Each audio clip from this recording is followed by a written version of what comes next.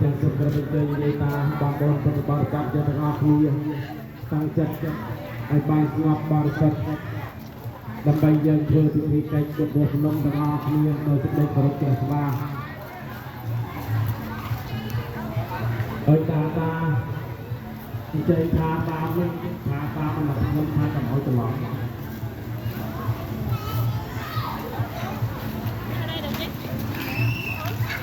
ពិសាទុនមោពុទ្ធយៈអពុទ្ធអស់យើងខ្ញុំសូមទូលក្រាបថ្វាយបង្គំ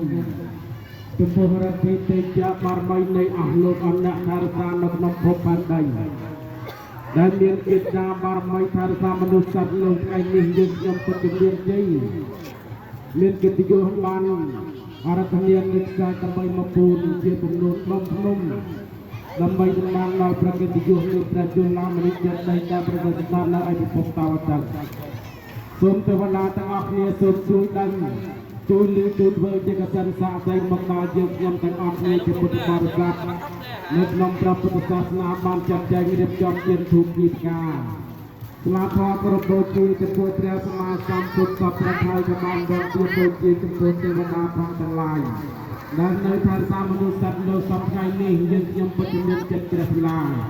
សូមមន្ត្រីខាងរួងសូមកណ្ណាទ្វីបលោកាបពុទ្ធអស់លោកអ្នកទាំងឡាយហើយ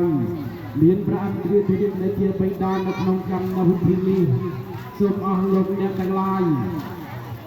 អញ្ជើញយើងមកដើម្បីជួយទ្រទ្រង់អាយុសង្ខាររបស់យើងខ្ញុំសូមឲ្យអំពីព្រះម៉ែធរណីដៃស្ដាំស្បុតសក់ដៃឆ្វេងប្រកាន់សម្រាប់ជើងជាតិទឹកសន្ធឹកថ្លៃជាមហាសមុទ្រជិតនៃពពួកញាសត្រូវសូមទឹកអំពីព្រះម៉ែគង្គាស្រោចស្រពព្រះសកុននៃបតវីនៃដីនេះហើយសូមបានដល់ដល់ភាពត្រជាក់ត្រជុំសូមបណ្ដុំសេរីសួស្ដីអំពីព្រះមេដែលមានបរិយាឆោមឡំទៅល្អជួយពី